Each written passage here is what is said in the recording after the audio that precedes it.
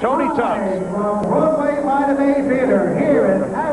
Tony Tubbs, the former champion, as I said. He beat Greg Page back in '85. He lost it in '86 to Tim Witherspoon. His professional record 29-2. But you notice one no decision. He failed a drug test after beating Orland Norris.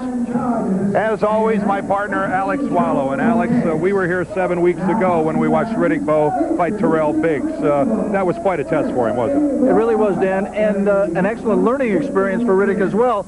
But usually when a fighter runs into tough opposition like that, we say that he answered a lot of questions about his ability and his character. I think the Biggs fight raised more questions than it answered about Riddick Bowe, because he was wobbled several times by a guy not known for his power, and because he went through periods where he looked very stationary and very easy to hit.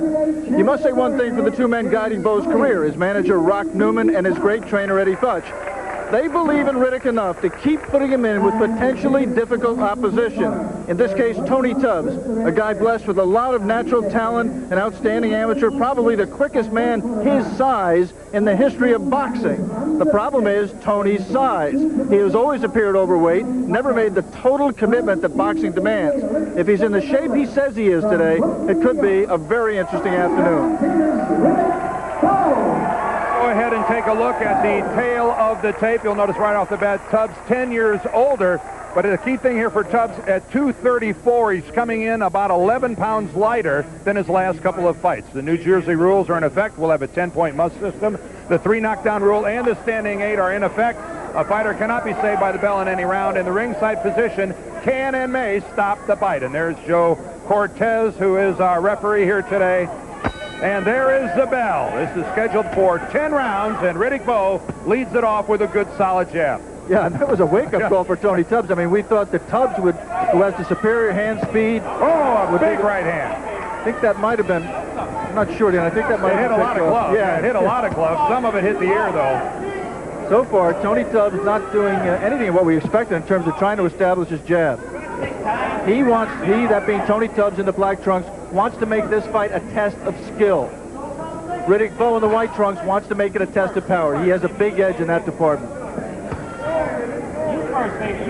And I think really the key is, Dan, who is in condition to impose the nature of the fight, to dictate the pace. Left hand to the body by Riddick Bowe, down by the belt. Both fighters hitting inside. Work out of that. Inside uppercut by Riddick Bowe, and another. Oh, and another. You can see that last uppercut landing flush on the chin. And Tony Tubbs is up against the ropes and hurt.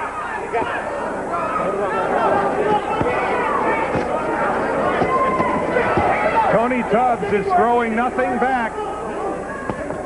Remember, Riddick Bowe had Terrell Biggs hurt early in his fight and could not finish him. Did catch up with him later in the fight. He actually had Biggs hurt much quicker than this. Come on, he hurt Biggs about 10 seconds into the fight. We're here in round 1. And already a tough experience for Tony Tubbs. But as you watch the learning of Riddick Bowe, right now he's making a mistake. He's letting Tony Tubbs lay inside with him. When he's got him hurt, he's got an advantage. He should be getting distance with the jab and throwing hard punches. Work out of there. Get the time out. You can hear Joe Cortez, the referee, telling the fighters to work their way out. He's a referee that doesn't come in and break up every time the fighters are in close. Oh, and another good left, and then another right by Riddick Bowe. And the surprising thing here, Dan, is that Riddick really is right up there in terms of hand speed with Tony Tubbs. Tony seems to have lost some of his speed, and Riddick is matching him. Bowe's camp was actually, Alex, worried when Tubbs came in what they thought was better shape than they anticipated. But it has been all Riddick Bowe. Well, you can see Tubbs had to spin all the way around after a wild right. You saw Tony score his best punch of the fight, a left hook, but although Tony might land some punches that look like they should do some damage, he is not a power puncher at all. He doesn't plan himself, he backs off, he's got his weight back, he doesn't commit enough to a punch to hurt anybody. The final seconds here of the first round. Remember, we're scheduled for 10. A solid beginning for Riddick Bowe. Late in the second round, and Tony's cornerman jumped in immediately and stopped the fight.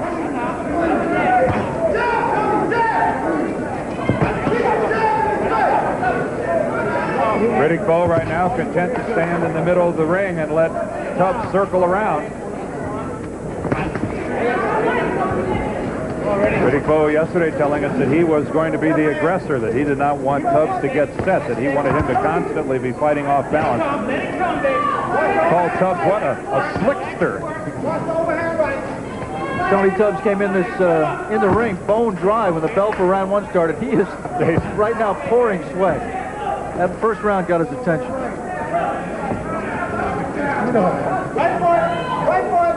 A very cautious round so far by Riddick Bowe.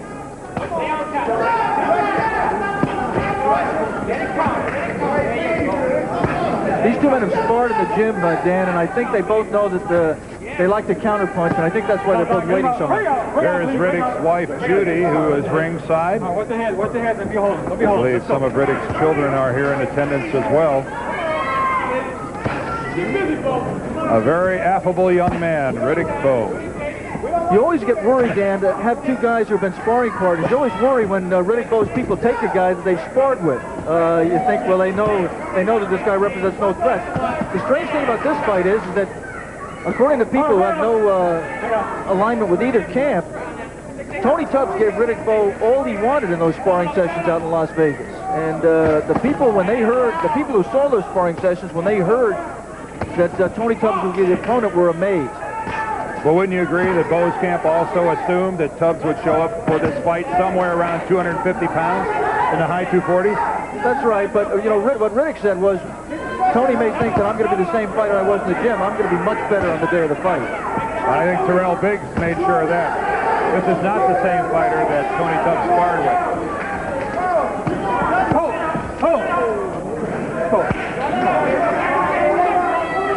20 seconds left here in the second round. An interesting weekend in the heavyweight division.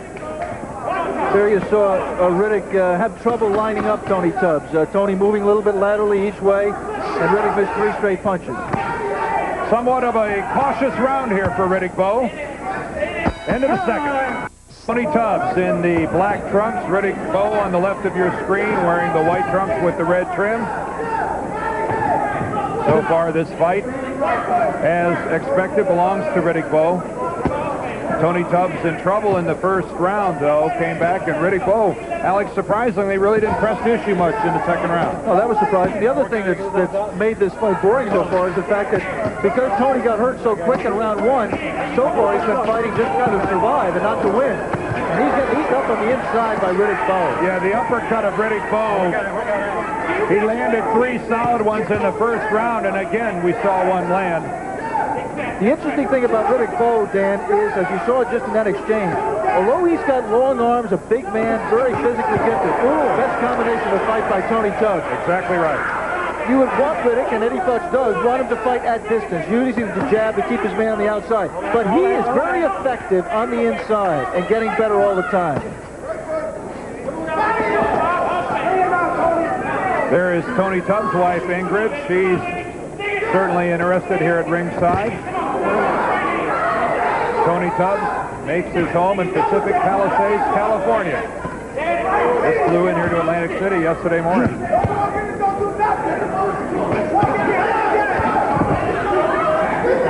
Good look at that jab of Riddick Bowe coming right at you.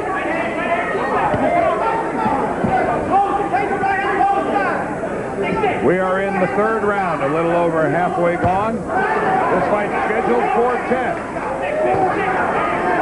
And Tony Tubbs beginning to look, Alex, like a fighter with a little more confidence. He seems to be getting into a little bit more. Bring out clean. Riddick Bowe upset that he ate so many of Terrell Biggs' jabs back in early March. Vowed to move his head more, that he spent the last 7 weeks working on slipping that jab. You notice any difference? Well, I think he's doing a little bit better, but yeah, good strong jab by Riddick Bowe. I think, you know, the key has been so far the fact that he hurt Tony early and really knocked him right out of his plan. So that Tony hasn't been firing as many jabs. I know one thing, there is clearly an audible difference between the punches of Riddick Bowe and Tony Tubbs. Bowe's punches just echoing through the building here. This fight is scheduled for 10 as we come to the end of the third. The fighters move to the middle of the ring here to get round 4 started. I'm Dan Deerdorf here in Atlantic City along with Alex Wallow. Glad you're with us here on ABC's Wide World of Sports. You saw that combination, Dan, that Tony Tubbs scored in the last round. You wonder, you know, why does he try to do that more often? Why does he just pick so much and be, you know, essentially a negative fighter? And the answer is, I think he just doesn't have enough confidence in his conditioning to think that he can put punches together and throw hard punches consistently through a 10-round or 12-round fight.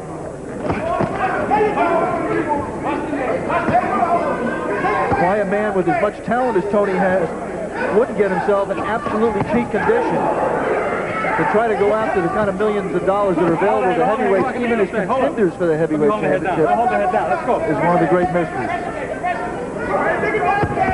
I doubt there's a man in America who weighs over 200 pounds that isn't aware of the kind of money that Evander Holyfield and George Foreman took to the bank last night. Yeah, and I saw you working with the heavy bag in your front porch in St. Louis. It's enough to make you think about it. But George, what, a minimum of $12.5 million, and Holyfield in excess of 20? And if the pay-per-view numbers are what they are reported to be, both fighters will make several million in excess of their guarantee. Well, something tells me that has not escaped Riddick Bowe's attention or Rock Newman, his manager. If these two heavyweights don't start putting some more punches together, I think we're going to have a lot of financial reports on pay-per-view boxing. Again, a reminder that coming up later in our show that we'll have a report and interviews. Alex talked to both Evander Holyfield and George Foreman. That'll be up before the end of the show after this fight.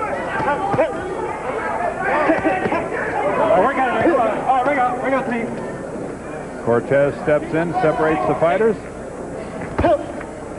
That jab is finding glove.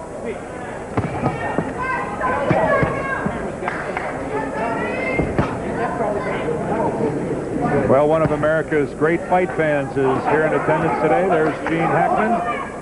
He was at ringside as well last night, and if there's a big fight, Gene Hackman is there, and he is not there to be noticed or sign autographs. He's there because he's a tremendous fight fan. And you know that because he comes and watches the 4-round prelims and stays through the walkout fights.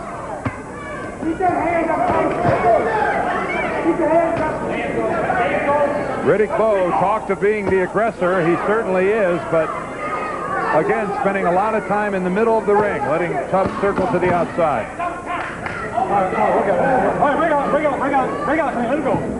Round 4 is coming to a close. Stay with us, won't you? And we're now in the 5th round from Harrah's in Atlantic City. That's Riddick Bowe on the left, Tony Tubbs on your right. Oh, and there's a good right hand from Riddick Bowe. Tony Tubbs was in real trouble in the 1st round. It was a typical start for Riddick Bowe, getting his opponent in trouble. But then, for some reason, Riddick Bowe really took it easy and allowed Tony Tubbs to regroup in the 2nd round, and he appears to be unfazed. You know, you almost get the feeling watching Riddick that he's trying so hard to learn his lessons that he's a little bit mechanical right now. You can see him thinking what Eddie Futch has put in him, but what he's to do. And he's got to just get this stuff to become second nature so he reacts more and doesn't think quite as much. And that's just all part of the learning process.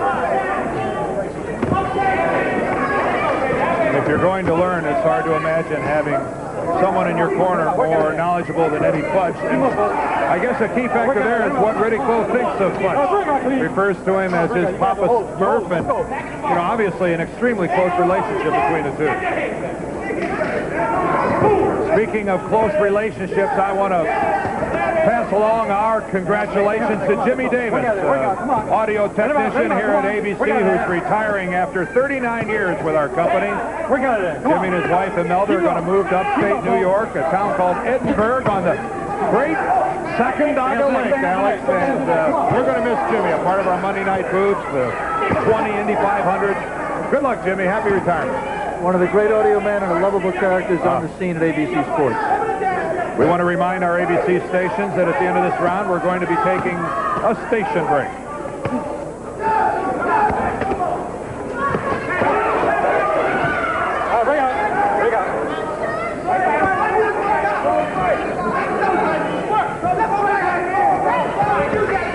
Yeah, you saw Riddick trying it there, putting jabs together, not single punches. He wasn't effective with it there. Double jab again. But on none of those double jabs did he follow up with a right hand. No, he didn't. But he did learn one thing. When he puts jabs together, nothing comes back from Tony Tubbs. If Tony, you know, there it is again. It's tough to counter off a double jab. Come on, work out, come on. Work out, Bo. Riddick's just pushing it. He's not snapping it, and he's not accurate with it. But, you know, you just like to see him trying it. Sure. Come on, work out. Watch your head. Give me a good shot.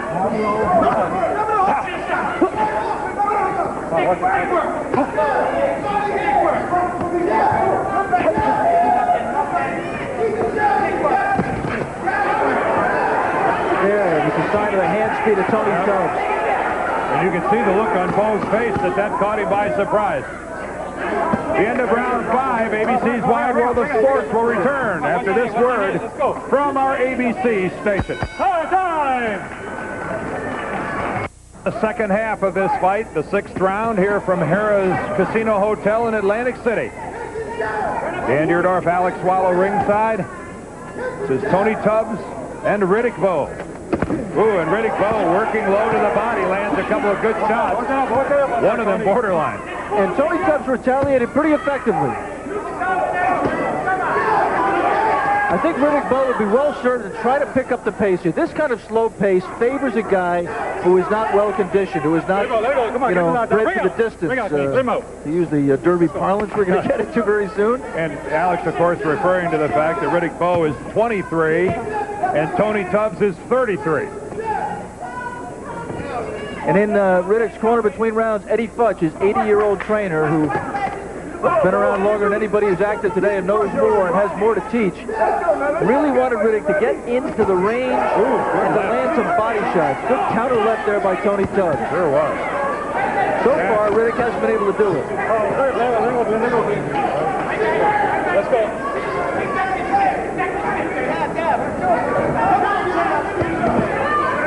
But Alex, I guess you have to agree that Tony Tubbs and 7 weeks ago Terrell Biggs are the type of opponent that Riddick Bowe needs to face if he's to continue to grow. Yeah, he doesn't learn anything getting put in with guys who fall down on the first punch, but at the same time, you know, as we said in the opening, Dan, these are valuable learning experiences, and hats off to Rock Newman and Eddie Futch for taking guys who can fight. But at the same time, these kind of opponents are exposing the things Riddick doesn't have right now in terms of the ability to control the pace, to dictate the pace, to finish a guy when you got him hurt. And as we said earlier also, he's a little bit mechanical.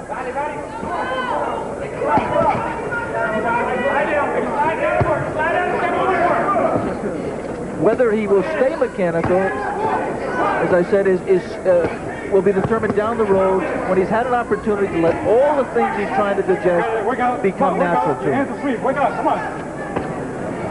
on. Again, you saw Bowe go to the uppercut. That one wasn't as clean as some of the ones he landed previously. Nor is he throwing him with the same kind of conviction. He should be wasting punches on the inside. He should be maybe taking a step back, get a little bit of punching room, and throw hard punches. Break out. Come on, you guys, the rest of them, both of you guys. Come on, let's go. Joe Cortez admonishing both fighters, accusing them of wrestling.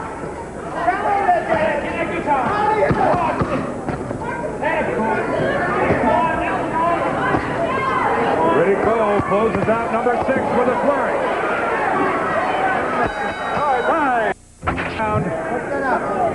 And Alex, Tony Tubbs, who's on the right in the black trunks. Riddick Bowe wearing the white. Tony Tubbs is still here, but I don't have him winning a round yet. Well, I think you can make a case for him in a couple of rounds where, you know, there weren't a lot of really meaningful blows. But you have to have Bowe ahead comfortably. And you just don't see at this point whether Tony Tubbs has the kind of game plan that's going to get him back into the fight.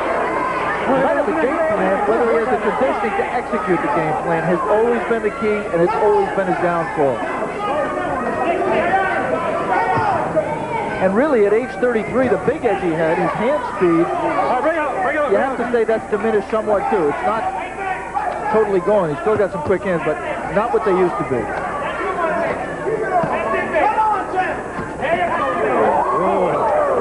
Bowe feigning with the left came in then and badly off balance sailed over the top of Tony Tubbs.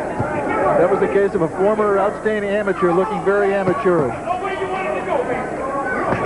Oh, a good left hand by Tubbs. And that time Tony beat Riddick to the punch, and I believe he hurt him a little bit, just stunned him momentarily. And if I wasn't sure of that, I'm now sure since Riddick made a face like he wasn't hurt. Tony does not follow up. Again, it looked like, though, that the reason Bowe got hit like that is he was off balance again. He was a little top-heavy, leaning far too forward. He was trying to throw a punch, and Tony landed one before he did, and he was off balance. A reminder that at the conclusion of this fight, we're going to have a report on last night's heavyweight championship fight between Evander Holyfield and George Foreman. We will have interviews with both of the fighters. Oh, we got it. Come on, get the thumbs out. Get him out. Come on, watch your head. Watch your head.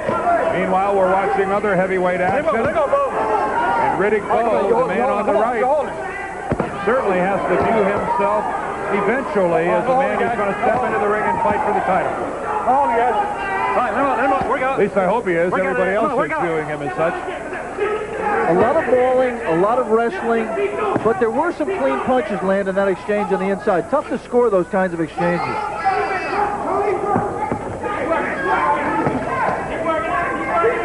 Watched a little bit of movement that Tony Tubbs gives. The problem with it is that he goes both ways. He moves both sides. And that's giving Riddick some trouble in terms of cutting the ring off to land his punches. There he's moving left, but see, he comes right back to the right. And Riddick's not able to get set. Well, if this fight does go the distance, 3 judges at ringside, Frank Caro, Gene Williams, and Richard Strange. We're scheduled for 10. This is the end of 7. Here we go for round number 8. We're in Atlantic City at Harrah's. Riddick Bowe and Tony Tubbs. And the fighting moves inside. Ooh, there's that uppercut again. Again, that uppercut by Riddick Bowe, and another right hand scores.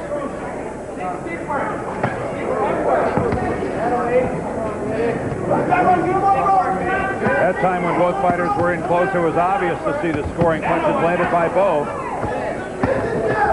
Eddie Futch told Riddick in between rounds, you can win this fight on the jab. And I think he's right. I think he can win it that way.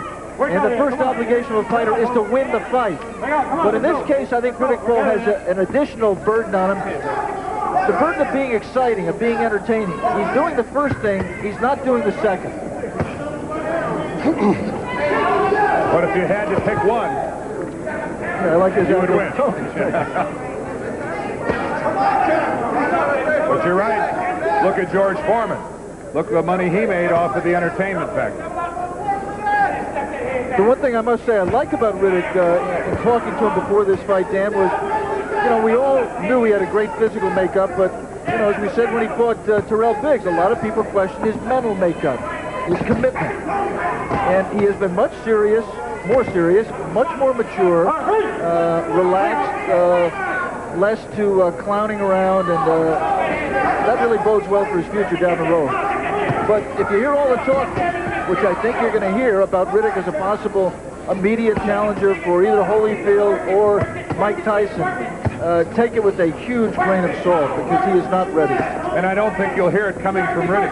Riddick is the last person to say, I want my shot now, I'm ready, I'm going to be the champion. He's a patient man, and he's a child, Alex. He's only 23 years old. That's right, and I think Rock Newman, his manager, is smart enough about the public relations aspects of this business to know that it's good PR to let your fighter's name be bandied about, but I think he also knows boxing enough to know that he's not ready. A fight that does so many million in 1991 will do even more in 92 or 93. Plus your fighter's got a chance to win. Let's go. We're in the 8th round of a fight scheduled for 10. Or a better chance to win. I mean, you know, sometimes a fighter can wait 10 years and never develop into the kind of man who can win a world championship.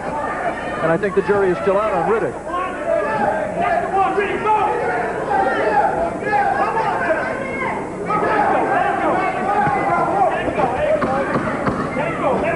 It has been a very solid and comprehensive effort by Riddick Bowe. He should be well ahead on the cards, but there are 2 rounds to go. Let's move into round number 9. Tubbs and Bowe. A 10-round non-title fight. The title fight was last night. And again, a reminder, we'll have a report on that coming up at the conclusion of this fight. A report on the fight between Evander Holyfield and George Foreman. A trio of good lefts that time by Tony Tubbs. And here's the most action we've seen since the first round. Best exchange of the fight. Riddick opened the round with a good scoring right hand. Tony Tubbs took it, came back with a series of 4 and 5 scoring punches. Riddick took those and came back. This might be the kind of the round at this stage in round 9 where Tony Tubbs knows that he's got enough in his tank the last 2 more rounds, and he's going to let it all hang out. He has to know he's behind. He just hasn't thrown enough punches to win. Well, there was a wild right by Tubbs. Airball. Was a good 6 inches short. Airball is a very good discussion. Alex, a crossover term, huh?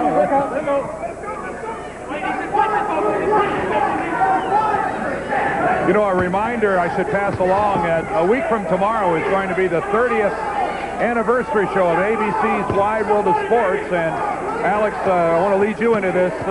A good segment of that show is going to be on some of the great boxing that's taken place on ABC over the years. Dan, boxing really has played a big role in the 30-year history of Wide World, and I had a lot of fun working on those segments, and I think for the boxing fans in the audience, they will get a tremendous kick out of seeing especially the retrospective of Muhammad Ali's career, and I hope they share my feelings about a visit I made to Muhammad at his farm in Michigan a couple of weeks ago, because it was a very special moment with an unbelievably special man. And I think you will put aside some, I'm going to call them myths that are floating around about as to the state of Ali's condition and his ability to care for himself. Well, the one thing, I went out there, Dan, scared to death because of the way I had seen Muhammad. He looks bad when you see him walking and when you hear him talking. His movements are very slow and his speech is very low and slurred. But when you spend time with him, as I had a chance to do, you understand that that he is in there. The mind is 100% intact, and that was very, very reassuring to me. And he still enjoys life in a special way. That's a week from tomorrow, right here on your ABC station, the 30th anniversary special of ABC's Wide World of Sports. Let me say, Dan, I'm not trying to be apologist for boxing or for the damage that Muhammad suffered in the ring, and we all wish he hadn't done it, but he is in better shape than I have been led to believe. We have 1 round to go. Tony Tubbs and Riddick Bowe. Stay with us. Joe Cortez tells the fighters to touch gloves. They do, and the final round is underway. Tony Tubbs, the counterpunch. He goes back, lays down the ropes, and then rips a punch to the body. Well, Riddick Bowe really selling out on that right hand. Finds himself off balance, and Tubbs has done a good job all fight long of throwing in a decent counterpunch every now and then. You know, those kind of punches you see right there are amateur punches where you just want to put the white portion of the glove on the opponent. In the professional ranks, you have to make the punches count for something. And that a punch that appears to expend a lot more energy than damage it exacts from your opponent.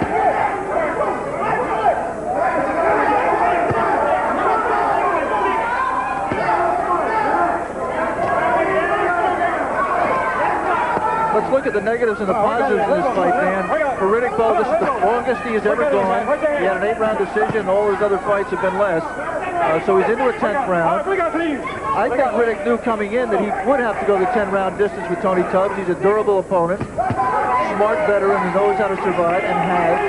And it's possible that the kind of pacing that you've seen from Riddick is just a product of that fear of the distance, that unknown territory.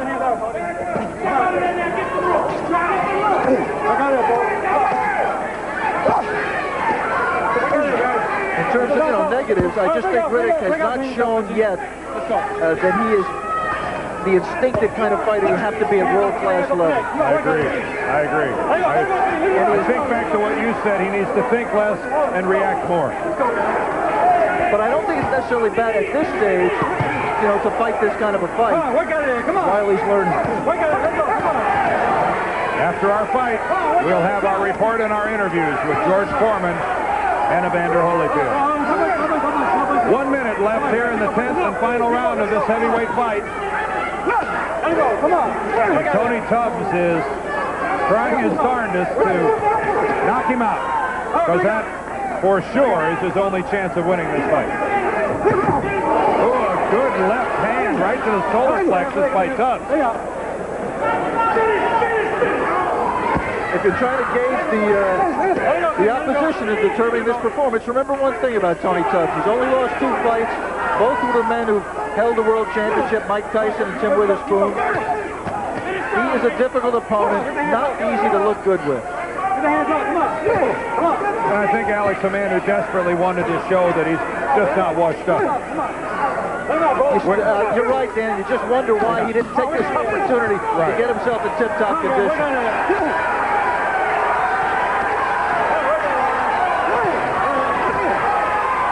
There's the bell. That's the end of the fight. So we will be back with the decision and then our report on Evander Holyfield and George Foreman, their undisputed heavyweight bout that took place here last night. We'll be right back. Ladies and gentlemen, from Harris, Atlantic City, New Jersey, the scoring by points as follows. Judges Frank J. Cairo and Richard Strange each score 96-94, while Judge Jean Williams, she observed 97-93. For the winner by unanimous decision, and still